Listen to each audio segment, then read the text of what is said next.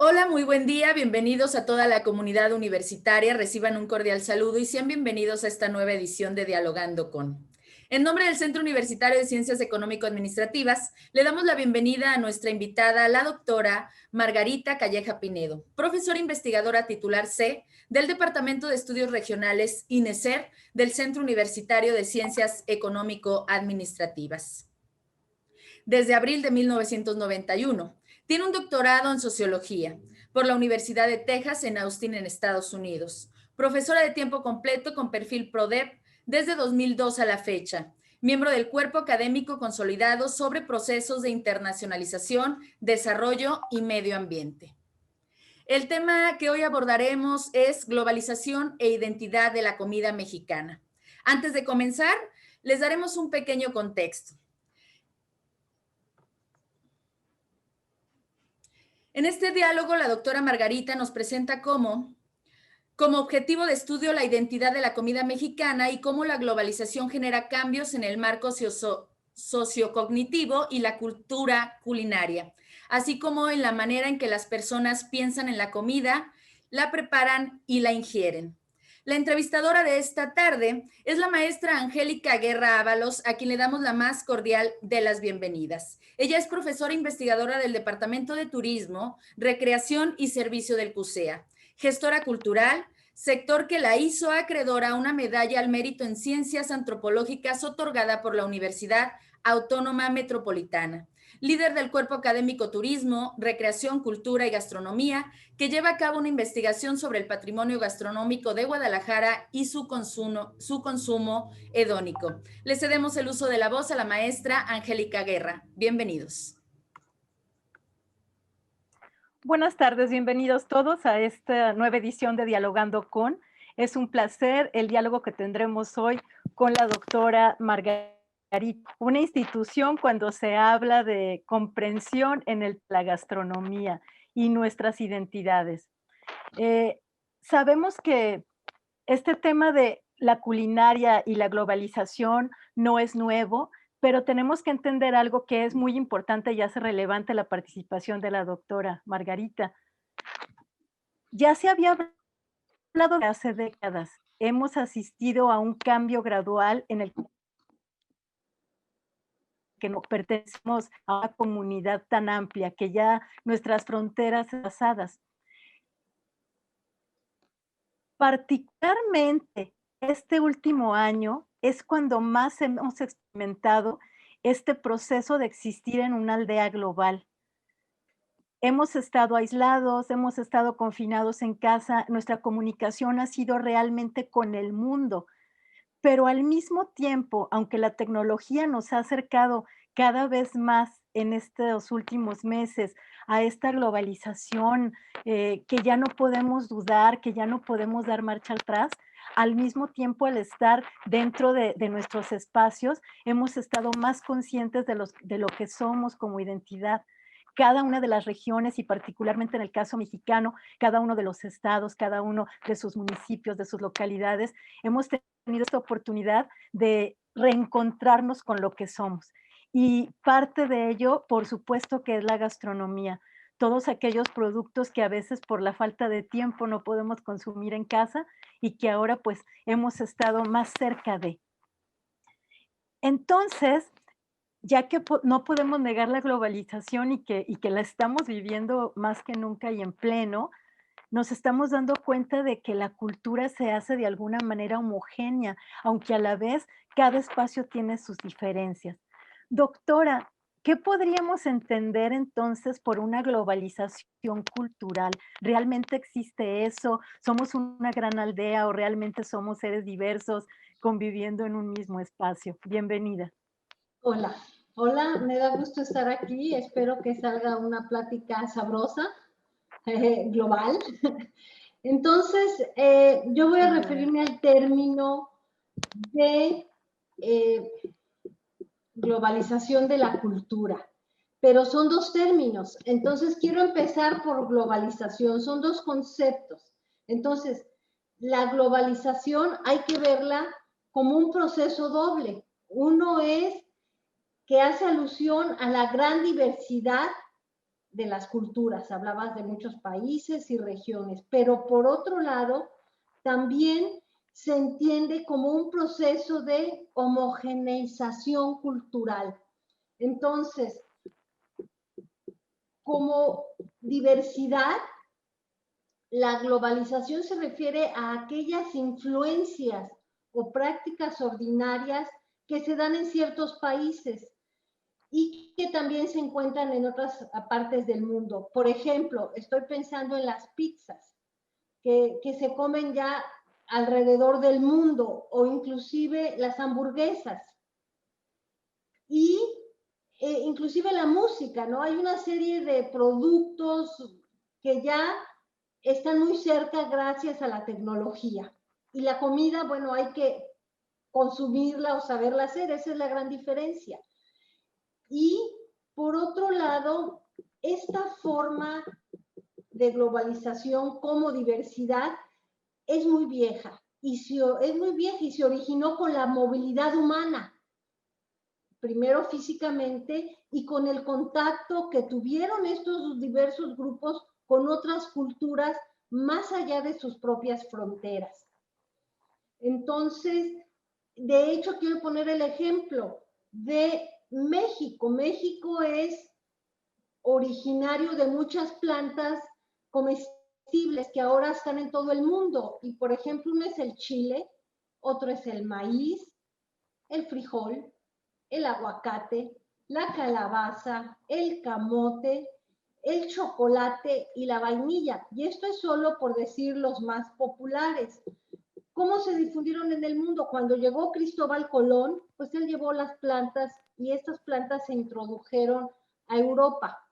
Ahí en Europa se aclimataron, fueron aceptadas y adoptadas en los platillos de Europa y se difundieron más allá.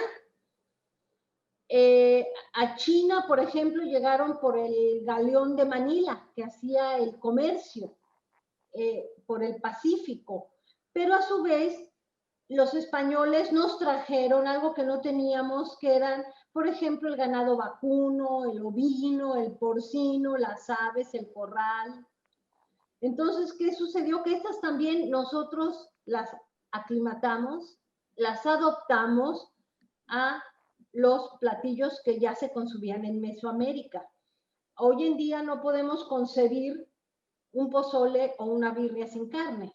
Entonces, ahí tenemos esa fusión que se ha dado a lo largo de toda la historia. Inclusive los españoles que trajeron el azúcar, que trajeron los dátiles, pues también ya vienen de un producto de 700 años de fusión con los árabes. Entonces, este es otro proceso de globalización, probablemente más lento, pero este habla de diversidad, porque en cada país se adaptaron, adoptaron y se consumen. Y puede ser que de distinta manera.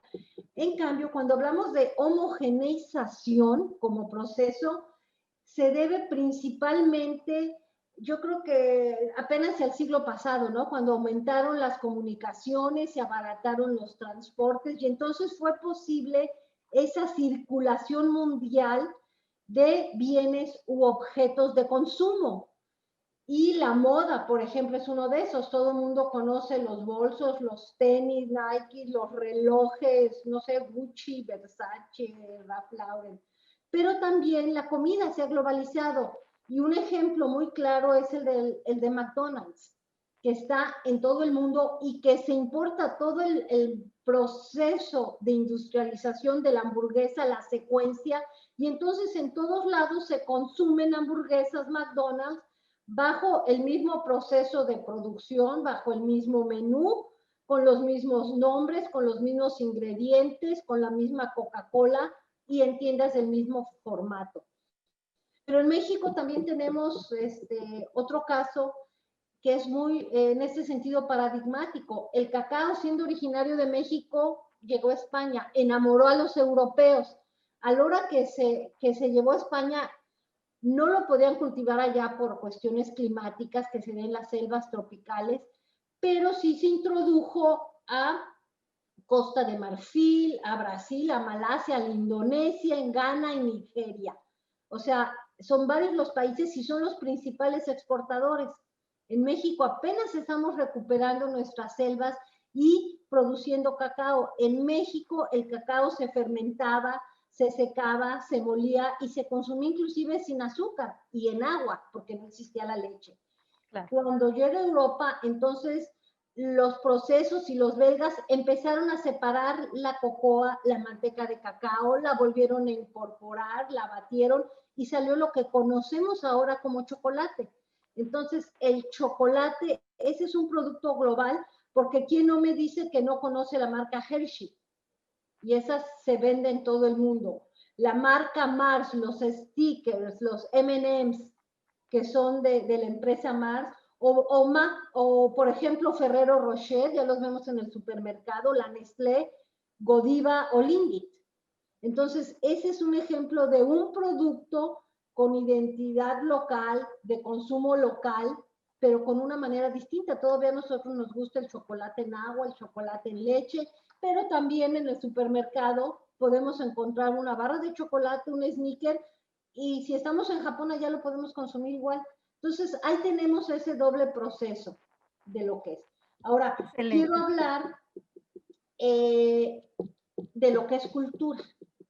Muy bien. Ese es algo un poco más complejo. Ahora, en ciencias sociales, la cultura también tiene dos acepciones. Una, que es la cultura material, objetivada, y son las cosas.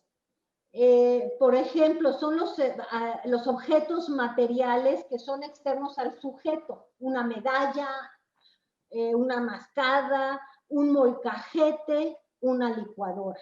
Entonces, todos estos son objetos, son cultura material objetivada, pero también hay una cultura inmaterial, que es la suma de los símbolos, los significados, las creencias, los estilos y los valores que las personas interiorizamos. Entonces, el consumo del chocolate en la manera como se prepara en México y las fechas en las que se consume, pues están interiorizados por esta cultura inmaterial. Ahora, aquí es importante resaltar que la cultura no se puede separar de los sujetos sociales, que son los que la producen, la reproducen, la emplean, la consumen y siempre son manifestaciones en un espacio determinado y con una identidad. Entonces, eso es la cultura en un sentido amplio. Y eso significa, o sea, a nivel de lo que representa para los sujetos individuales estos significados es, por ejemplo, yo porque consumo pizzas no soy italiana. Y una italiana porque consume taco, tampoco lo hace ser mexicano. Entonces, ¿dónde está esa simbología? Ese ser mexicano, esa cultura del mexicano. Pero entonces, los que crecen, nacen en este México, en esta cultura, se dan cuenta desde la infancia que las festividades y las ceremonias religiosas vienen acompañadas del consumo de alimentos. Entonces, sabemos que la rosca de Reyes se consume en enero, que los tamales en las primeras comuniones, que el mole es en los matrimonios, principalmente en las zonas rurales. No se diga el pozole en la fecha del grito. Entonces, todo esto nos permite crear esos códigos y esa identificación y esos símbolos que nos hacen pertenecientes a un grupo social, a una cultura, pero además podemos descifrar esos códigos. Si decimos pozole, ya podemos saber qué es lo que contiene, qué tipo de chile. No importa si en uno le ponen un chile de un tipo o de otro tipo, pero esos son los códigos que vienen en un platillo y tenemos esa capacidad de descifrarlos, ya sea con tostadas, con tortilla, y ahí empieza esa gran diversidad local, pero al mismo tiempo identitaria de un país, de una región determinada. Y finalmente, algo muy importante de lo que es la identidad, es que, y de la cultura alimentaria, es que somos seres biológicos también. Entonces, por ser seres biológicos, sociales y culturales, la cultura alimentaria entrelaza todos esos insumos de los que estamos hablando, que están disponibles en nuestro medio ambiente más inmediato, pero también esas sensaciones sensoriales, si la tostada está crujiente, crocante, si el chile está más picoso o no está picoso. Entonces tenemos esa memoria y la ingestión de estos alimentos nos evoca sensaciones, nos trae experiencias vividas y también nos hace reflexionar y conocer, y lo tenemos en nuestros pensamientos y en nuestra voluntad de las personas. Entonces la cultura alimentaria, a fin de cuentas, es parte de nuestra identidad, de parte de nuestro pertenecer a un grupo en todo su carácter, en todos sus significados. Interesantísimo, doctora, cómo nos da esta perspectiva para poder comprender que podemos consumir una pizza que ya se ha adaptado a lo mexicano porque le ponen un choricito y le ponen chile, por ejemplo, que lo mismo en Italia están consumiendo aguacate, que están consumiendo el tomate, que sería la base que es llegada de allá, como nosotros también seguimos consumiendo el cacao de nuestras formas tradicionales, pero ya es un producto que es global y eso no tiene ningún lugar a dudas, pero al final lo que nosotros estamos consumiendo y que de ahí me recuerda esta frase de somos lo que comemos, tiene que ver también con esta cultura inmaterial, con este patrimonio, que es esta riqueza que ha sido legada a través de generaciones y que a través de la comida nosotros nos estamos reencontrando con los frutos de la tierra, con los productos que dan los agricultores, con trabajos de sustento que son ancestrales y sobre todo, además, estas técnicas de preparación, lo que usted decía, una cosa es lo material, que sería el platillo que nosotros consumimos, la bebida que nos tomamos, pero más allá de eso estarían los sabores, los olores, los procesos, los saberes, que son los que realmente nos hacen sentir una identidad. Entonces, consumimos un pozole y puede ser que recordemos a través del aroma la casa materna, la casa de la abuela, alguna reunión que tuvimos alguna vez, probablemente los mismos colores, la observación de los platillos de la bebida, nos va a evocar memoria y precisamente usted nos comenta y nos reafirma que son estas memorias colectivas y que al final interiorizamos como propios individuos los que nos hacen pertenecer a un grupo cultural.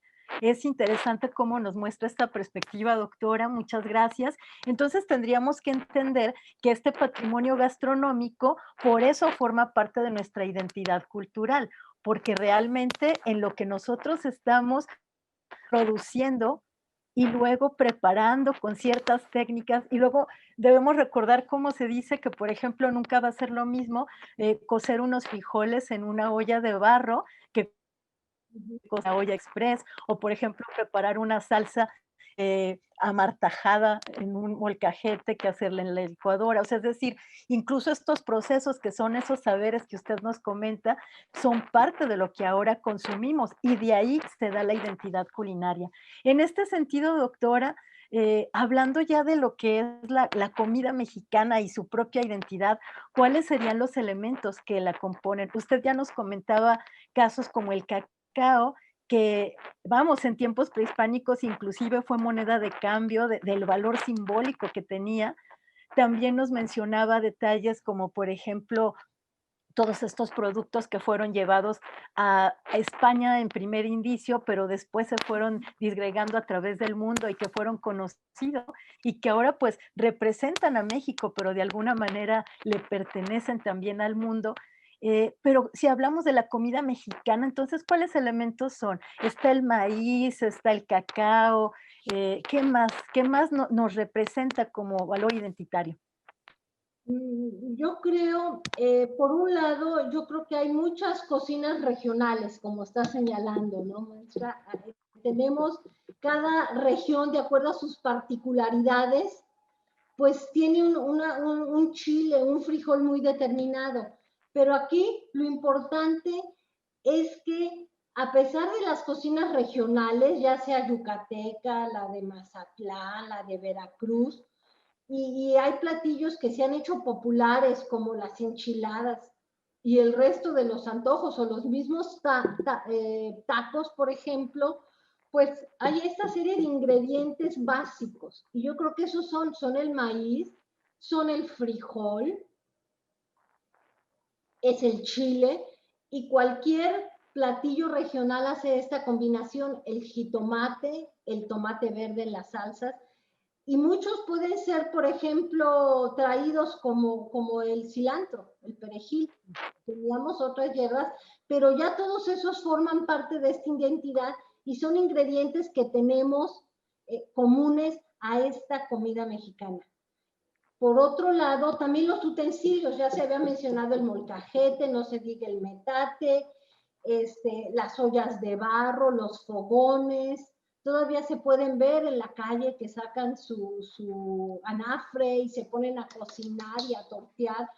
Y esos aspectos son también estos utensilios los que nos dan parte de esa identidad. Entonces, no cabe duda de que las tortilladoras eléctricas o las prensas manuales han facilitado el trabajo.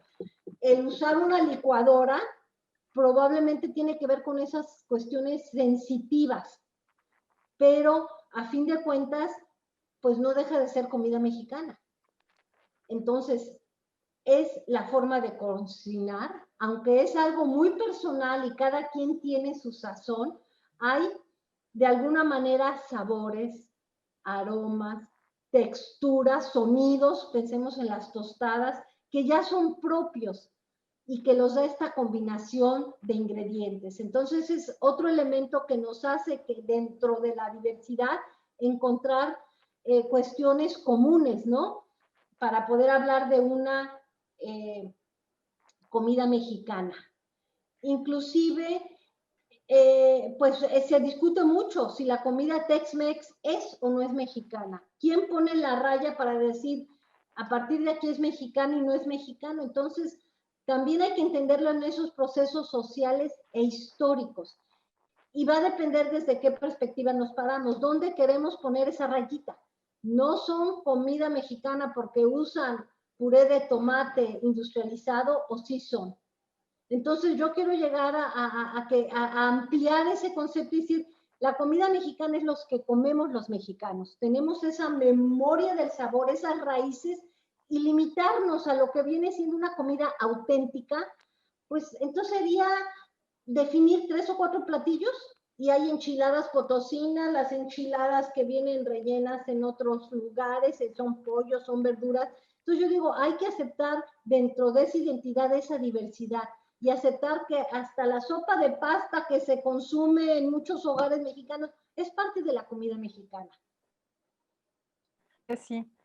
Sí, y sobre todo que, como usted menciona, tiene que ver también con la historia de los sitios, ¿no? Por ejemplo, siempre escuchamos que México es el pueblo del maíz y que se consume el maíz como base, pero probablemente si hablamos con una persona que consume burritos en la zona de Sinaloa o de Sonora, nos va a decir, pues es que a mí me gusta más el sabor de lo que es la harina de trigo y no tanto la harina de maíz. Entonces, esto va a tener que ver también con la historia que tienen estos sitios.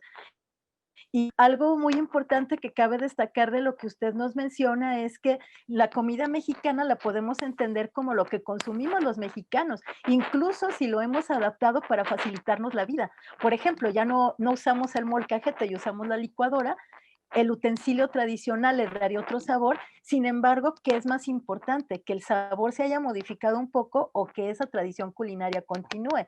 Y definitivamente podríamos pensar que la importancia sería que esa tradición culinaria, esa costumbre todavía siga dentro de las familias mexicanas, ¿no? Y luego aparte que no solo es lo del consumo de las familias, cómo se ha llevado también esto a los negocios gastronómicos. Y estos negocios, por ejemplo, si hablamos de aquellos que se definen en la cocina mexicana, tenemos que ser realistas que algunos se apegan a los sabores muy tradicionales, pero otros han ido experimentando con esa base tradicional, pero encontrando nuevos caminos y encontrando en esta innovación nuevas formas también del consumo que quiere la gente, porque como usted dice, somos historia y entonces vamos evolucionando. Sí, inclusive es aceptar esta evolución, porque ¿cuántas mujeres sabemos o no sabemos tortear? pero todas comemos tortillas y no quisiéramos estar 6 horas ni levantarnos temprano ni ir al molino. Entonces decimos, qué bueno que hay tortillerías. Y por otro lado, pues ahí viene esa relación con el campo y la ciudad. Las mujeres rurales son las que todavía tienen esos procesos mucho más manuales porque no tienen esa tecnología, pero ahora se están recreando. Ya nos venden tortillas a mano. Yo no dudo que no sean tortillas que están procesadas en una máquina, pero lo que lo hace más auténtico entonces es que es un maíz nixtamalizado, no es una harina de maíz. Entonces, pues estamos en esa bifurcación y en esos procesos que por un lado queremos recuperar y que estamos fomentando a través de nuestro consumo solidario, y hay toda una tendencia de recuperación de estos platillos ancestrales. Entonces, yo creo que esa es la diversidad cultural y eso también es la globalización. Al mismo tiempo que la globalización nos homogeneiza, nos hace ser diferentes y luchamos por ser diferentes. Por eso es un proceso doble y hay que entenderlo de esa manera. Excelente, porque entonces también en esa dualidad nosotros nos vamos reencontrando, ¿cierto? Es decir, ya hemos consumido ciertos productos que son propios de la comida mexicana, pero también vamos, que a la par estamos consumiendo otros nos han llegado, porque comemos la hamburguesa y comemos la pizza y comemos cuanta cosa, ¿no? Sin embargo, al final, pues seguimos todavía con este valor simbólico, que sería lo interesante.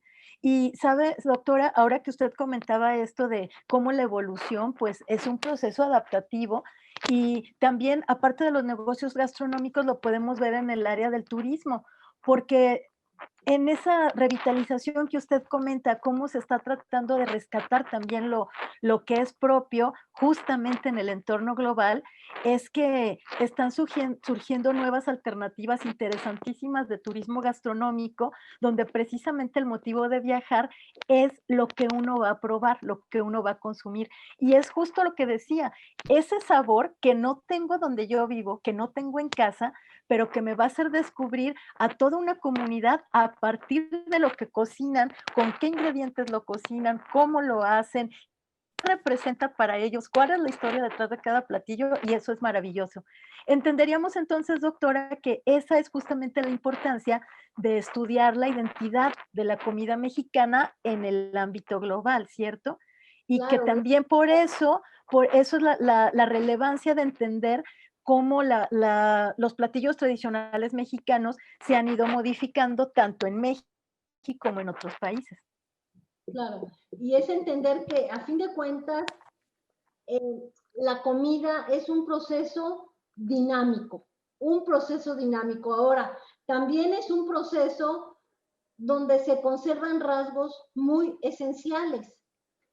Por decirlo, la cultura así concebida, cultura material y no material, también tiene que ver como pensarla como una célula, donde tiene un núcleo duro que está en el centro y que luego tiene toda una serie de, bueno, tiene una parte exterior, una periferia, un citoplasma, y tiene sus membranas, ¿no? Que coinciden quizás con otras células, y en medio pues hay toda una serie de elementos que permiten estas membranas que se introduzcan o no se introduzcan. Pero entonces la permanencia de todos esos rasgos más duros de la identidad mexicana están en el núcleo de nuestra cultura culinaria y es muy difícil romperlos. Y por eso sabemos que el maíz, que la tortilla, que el chile, que el guacamole son parte de nuestra identidad porque están en nuestro núcleo, en nuestro eje central de lo que somos y de lo que hacemos y de lo que consumimos. No dudo que en la periferia pues ya hemos cambiado algunos aspectos y es posible, pero si entendemos esa manera y la globalización, siempre hay una lucha entre la conservación y lo no conservación, pero pues eso es parte de lo que somos. Entonces los españoles cuando llegaron a México, a pesar de que quisieron quitar la tradición del consumo del maíz porque su pensamiento es que era no era un alimento nutritivo y mucho tiempo lo estuvieron negando, prohibiendo, porque ellos querían trigo y ellos introdujeron el trigo a México y obviamente no había todavía esas condiciones climáticas, no se había adaptado, batallaron mucho tiempo y era importado, era muy caro. Pero aún así lo que sucedió es que los mexicanos empezamos a consumir pan de dulce y además tortilla. O sea, no se logró romper ese consumo. Entonces, esa es otra parte importante de cómo estudiar esta globalización, estos procesos, de cómo entran, cómo se difunden, cómo salen cuando ya no hay tecnología, cuando ya no hay recursos. Entonces, eso es lo que hace dinámico, interesante este proceso de la cultura de los alimentos, ¿no? Y sabe, doctora, que llama mucho la atención este pensamiento de ver a la gastronomía como una parte de cultura viva. Es decir, verlo con esta analogía de la célula es fundamental porque es un ente vivo. De hecho, pues como parte de la cultura viva, como parte del patrimonio vivo de los mexicanos, precisamente no podemos pensar que esté estática. Usted bien lo apuntaba, hay una conservación hasta cierto punto del núcleo central, sin embargo, la periferia es la que se está moviendo.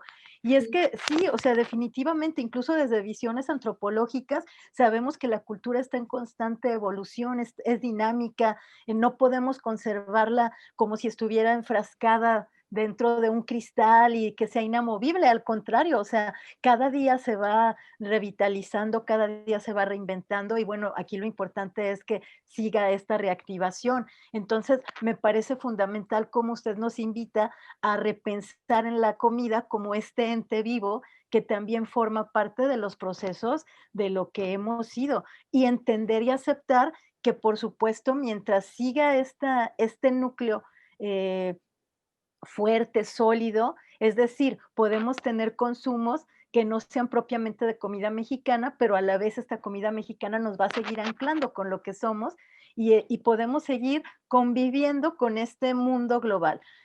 Al parecer, entonces, la clave está en ese valor simbólico que tiene la cultura inmaterial, todo aquello que está dentro de nosotros que probablemente no vemos reflejados como forma física, pero que es precisamente lo que nos hace entender por qué comemos lo que comemos y cómo lo consumimos, ¿no? Me parece importante en esta reflexión cómo la vida de los mexicanos gira también en torno a la comida, porque hemos de recordar que en cada momento importante de las familias, por ejemplo, o inclusive de comunidades completas, la comida va a ser un punto máximo.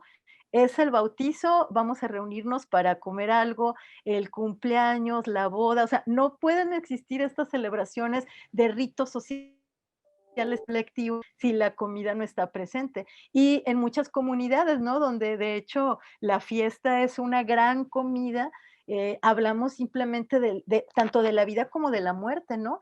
Como también en las celebraciones y ritos a los difuntos está presente, no nada más en los altares que conocemos en muchas partes, porque también hay algunas comunidades de pueblos originarios donde va más allá, es el preparar, es estar convencidos de que la persona está ahí, luego es repartir esa comida entre la comunidad, es participar como en Oaxaca en el tequio, donde trabajan colectivamente solo por el placer de ayudar. Y me parece entonces muy importante esta invitación que nos hace a pensar en la comida como este ente viviente que en cada lugarcito de México nos está formando en una identidad. Y una identidad, pero además que es socialmente compartida. El hecho de comer, pues nos hace compartir, ¿no? Y la comida en sí misma tiene una, pues, vocación social, ¿no? Ya desde las madres que preparan para sus hijos ya están compartiendo, no es un hecho individual, es un hecho social. Eso es algo que hay pues, que destacar en esto que está usted hablando, ¿no? De la comida como algo Totalmente, sí. dinámico, social, cultural, Exacto, identitario. exacto. Sí. Interesantísimo. Doctora, y dentro de esta comprensión de que entonces podemos seguir nosotros recuperando y revitalizando nuestra comida mexicana en tanto que entendamos cuál es la importancia importancia que tiene, ¿hay algunas barreras que pudieran afectar en esta reactivación, en esta recuperación, en este reencuentro con lo que es la gastronomía propia de los mexicanos? ¿Hay barreras, hay limitantes que pudieran en algún momento afectar la evolución identitaria de nuestra cocina? ¿O realmente es como algo imparable que no, o sea, que no va a tener un fin, como una avalancha? Yo creo que también hay barreras, inclusive de nosotros mismos, hay barreras culturales, ¿no? Los tabús o ciertas prohibiciones de no comer carne ciertos días en Semana Santa para los que son católicos, ¿no? Esas pues se están abriendo, entonces, pero ese es un factor importante y es una barrera que te impide consumir ciertos alimentos y es una barrera muy importante. Entonces, ¿cómo entra esta barrera? Para que pueda entrar, tiene que entrar otra vez desde la periferia, desde las membranas, ¿no? Desde la parte externa para que pueda cambiar. Y eso es más fácil, pero se queda siempre como en este citoplasma, en esta parte central, ¿no? Y es muy difícil que logre penetrar. Y no digo que no lo penetre, sino que a lo largo de la historia y en procesos de larga duración es cuando entonces se puede evaluar cómo era antes y cómo es ahora. Y hay barreras, pues definitivamente de conocimiento. Si yo no sé cocinar la tortilla, pues esa es una barrera tecnológica muy importante. Y algo interesante de la comida Tex-Mex en relación a esto, uno cuando ve la historia de la fundación y la convivencia que tuvieron los anglos que llegaron como colonias a habitar, con la anuencia de México, que les vendieron tierra a partes de Texas, donde ya había población mexicana, como siendo vecinos, cultivando el mismo maíz, las mismas variedades, resulta que la manera, uno cree que pues ven comer a uno y ven comer a otro, pero ellos no tenían ese conocimiento para hacer tortillas y nunca consumieron el maíz en forma de tortillas o de tamales. Y lo que hacían ellos era el maíz grano duro, pulverizarlo también con una especie de mortero grande en piedra, colarlo y hacerlo papilla. Esa era su manera de consumo de maíz y era una parte importante de su alimentación. Entonces, esa es otra barrera, el conocimiento mismo. Cuando Doctora, ya perdón. los tejanos aprendieron de los mexicanos, por ejemplo, el chile, en Texas había puestos callejeros, en México nos encanta comer en la calle y sacan el puesto y sacan el anéfore, pues así estaban en Texas, las mexicanas sacaban sus guisados, sus tamales, su atole y hacían una carne con chile.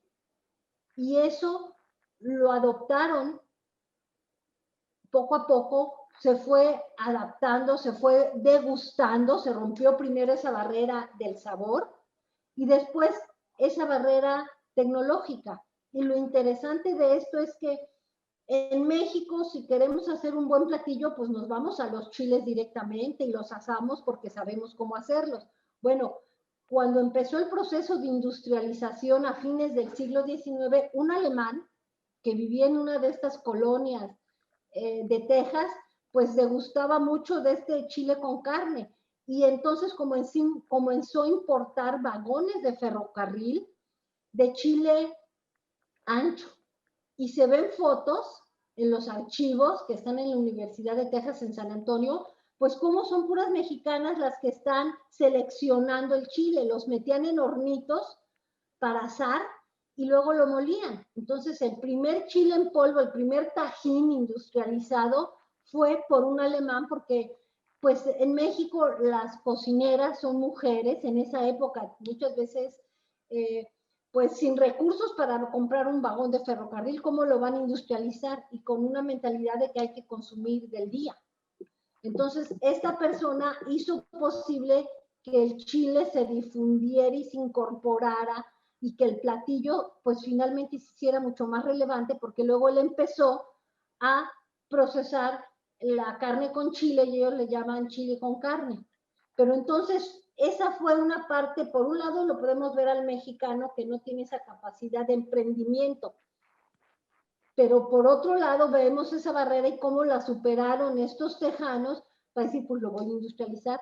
Ya la receta es otra cosa, ya la modificaron, ya es otro platillo, pero tiene esa parte del chile como un ingrediente básico. Entonces, a eso voy, lo vamos a considerar mexicano o no mexicano. Y la otra es la barrera del gusto, ¿no? Lo hicieron finalmente sin tanto picor, lo hicieron más adaptable y que sea más sabroso para ellos.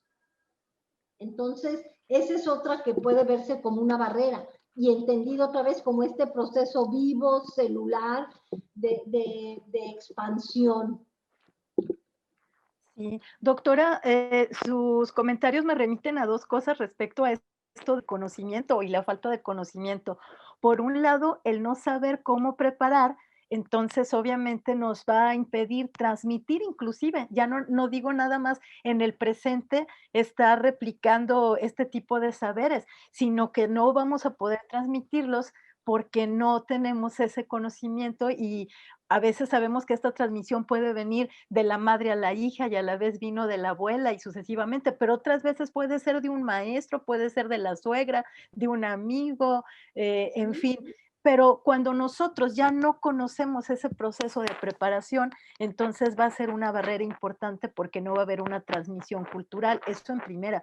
Pero en segundo lugar, otra cosa que me remite es esto que nos estaba hablando interesantísimo de la historia de, por ejemplo, la carne con chile o el chile con carne adaptado al gusto precisamente del menor picor y de cómo se fue adaptando a esta región, también me hace pensar en la falta de conocimiento, pero de nuestra propia historia gastronómica.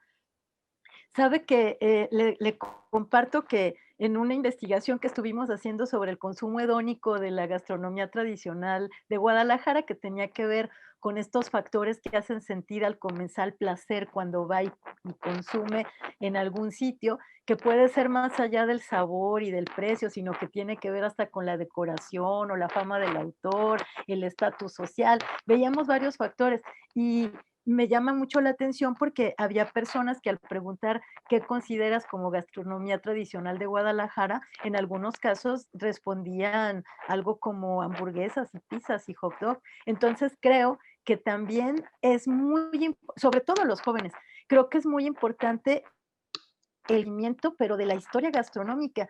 Realmente nos hace falta mucho y por eso sus aportaciones, doctora, son fundamentales. Y me gustaría preguntarle, casi para pasar después a las preguntas que pudieran tener para usted también quienes nos están escuchando y observando, ¿qué trabajo se está haciendo actualmente de investigación, doctora, que podamos esperar para aprender más? ¿Qué trabajos también ha hecho antes para que nos pueda compartir algunos títulos y que nosotros pudiéramos buscarlos como una referencia de cómo aprender de gastronomía de una experta? Sí, mira, nada más, quiero enfatizar que la memoria del sabor con estos jóvenes, el hecho de vivir en México, de probar comida mexicana en puestos, en la calle, es una manera de tener latente esa memoria del sabor. Y entonces lo importante es no perder ese patrimonio, que es ese legado cultural que recibimos del pasado, vivimos en el presente y lo vamos a transmitir en el futuro. Entonces, eso es lo que hay que cuidar, ¿no? Que ese patrimonio cultural, y yo creo que en ese sentido la comida de la calle, los puestos de la calle, son parte de ese patrimonio porque nos remiten esa memoria a esas cuestiones sensoriales, organolépticas que nos trae la comida. Entonces, nuestra memoria del sabor por vivir en México, por probar aquí, allá y acullá, pues a fin de cuentas la estamos reviviendo cada vez que probamos algún alimento. Lo importante es no perder esos saberes. Y los recetarios son un elemento importante, ¿no? Para poder ir recuperando, ir reproduciendo esto. Investigaciones. Bueno, ahorita con la pandemia, pues resulta imposible hacer una investigación precisamente de la comida de la calle, ¿no? Hay platillos que yo, por ejemplo, no hago en mi casa y que me encantan, pero pues sé a qué puestito ir a consumirlos. Y a eso voy, o sea, los conozco, los veo, pero entonces para mí es que la comida de la calle es la que está permitiendo reproducir, inclusive para gente que no cocina, nuevamente esas memorias que les evoca. A la larga a lo mejor va a cambiar y las muchachas jóvenes pues a lo mejor van a preferir usar una salsa, pero entonces ahí viene el negocio gastronómico, ¿no? Hacer una salsa que sea atractiva al público mexicano, ¿no? Entonces, en ese sentido, ahora pues con una colega, Brasilia, que estuvo en China, sí vimos cómo se fue globalizando la tortilla y cómo se dio ese proceso de adaptación a la tortilla y cómo lo adaptaron la Gruma, que hace tortillas para México, la Bimbo, pues adaptaron esa tortilla de harina, ¿no? Más fácil de manejar. Entonces, ¿en qué platillos? ¿En qué restaurantes está? Entonces, ese comer fuera del hogar, pues sigue siendo algo importante. En México todavía solemos comer en el hogar, pero en Estados Unidos ya casi la mitad de la población no consume sus alimentos en el hogar, sino siempre fuera. Entonces, yo creo que eso, pues, a lo mejor sí lo hago, a lo mejor realmente me meto a esa investigación de la comida de la calle, por barrios, por colonias, etcétera, ¿no? Pero eso sería lo más reciente. Ahorita lo que estoy haciendo es cerrando este proceso histórico del chile con carne, ¿no? Y es donde realmente me surge esta idea de las barreras culinarias, ¿no? Porque para mí era un enigma, cómo siendo vecinos nunca aprendieron uno del otro. Tiene que haber procesos de invasión, como sucedió con los españoles que los obligaron, pero en una globalización abierta, pues entonces hay que regresar a estos procesos, ¿no? Entonces sí estuvo ella en China haciendo muestreos, buscando, inclusive por internet, las búsquedas en internet y los menús para los occidentales, ¿no? Y qué son los que consumen, si son más los chinos, son los otros y estudiando esto a través de las barreras, ¿no? Lo que puede entrar. Y lo que encontraron en la tortilla es solamente la tortilla de harina que se parece más a algo que ellos suelen consumir, como un pancake, que así le llaman, ¿no? Traducido al inglés. Entonces, pues ahorita estoy en eso, estoy más bien cerrando, ¿no? Antes de abrir, quiero cerrar lo que ya comencé, ¿no? Estaremos muy pendientes, doctora, estaremos muy pendientes para poder conocer bien esta historia, porque tan solo con esta probadita que nos ha dado, es fascinante poder descubrir. Y nada más una línea que tengo abierta y que con la pandemia tampoco fue posible es el chacal, que es el langostino de río. Hay un problema de deterioro ambiental, un abuso de pesticidas que está deteriorando la especie, que es una especie endémica, que se consume mucho localmente en comunidades rurales muy pequeñas y que es base de su alimento. ¿Cómo realmente encontrar una situación idónea de pesca? No es prohibirla porque es parte de su alimentación, pero cómo relacionarlo más a un nivel de impacto ambiental y las prácticas de pesca, ¿no? Entonces sí nos lleva a la alimentación, nos lleva a la cultura, pero ahorita nos hace pensar más en el medio ambiente. Entonces no podemos dejar de relacionarlo, ¿no? Nuevamente. Pero esas son las perspectivas que tengo para los próximos años, ¿no? Sí, doctora, qué interesante, porque además, de nuevo recordamos cómo estas actividades de sustento tradicional que a veces no tenemos mucho dentro de nuestra mente, por ejemplo, la pesca, son fundamentales. Y de hecho, este año hemos sobrevivido gracias al trabajo de aquellas personas que siguen haciendo estas actividades de sustento, la agricultura, la ganadería, la pesca, y de ahí pues hemos podido mantenernos también culinariamente.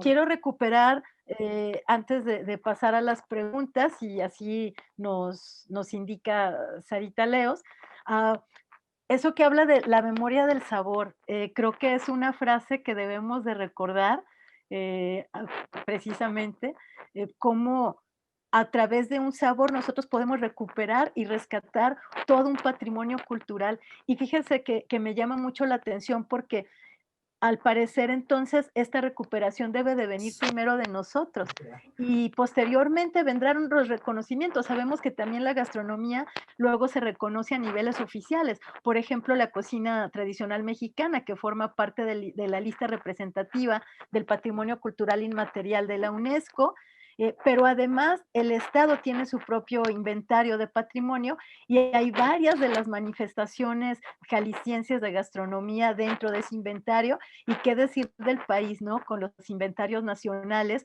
donde precisamente estas memorias del sabor, como usted acertadamente las llama, forman parte de las listas de qué debemos de pensar cuando decimos gastronomía y patrimonio cultural. Muy sabrosa, haciendo la alusión a la comida, la charla, doctora Margarita. Muchísimas gracias, pero estoy segura que probablemente habrá algunas preguntas o algunos comentarios. Sara.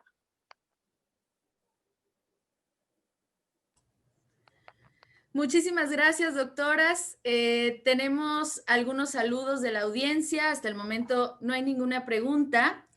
Si le gustaría concluir con algún comentario, doctora Margarita. Pues simplemente conservar ese patrimonio, ¿no? Como decía la doctora Angélica, ¿no? A fin de cuentas está en nosotros el poderlo reproducir y transmitir. Y yo creo que ese es lo valioso, ese es lo que hay que conservar como mexicanos, uno, el sabor, y con eso pues codificamos, decodificamos y vamos creando nuestro propio acervo, nuestro propio repertorio de sabores, de lo que nos gusta, de lo que no nos gusta. Entonces, yo creo que eso es lo importante, ¿no? Yo creo que ha sacado una muy buena conclusión la doctora Angélica, ¿no? Entonces, con eso cerraría por mi parte. Agradecemos a la doctora Margarita Calleja Pinedo por acompañarnos en esta nueva edición de Dialogando con, en la que pudimos conocer más sobre el impacto de la globalización en la identidad de la comida mexicana. Y por supuesto agradecemos a nuestra entrevistadora del día de hoy, la maestra Angélica Guerra. Nuestra comida destaca en todo el mundo por su sabor, sus ingredientes y rituales de preparación. No podría existir un México moderno sin la cocina tradicional que tiene sabor e identidad. Agradecemos la presencia de toda la comunidad universitaria que participó en este espacio y agradecemos también a todo el equipo de CTA por todo el apoyo técnico. Muchísimas gracias y nos vemos el siguiente jueves.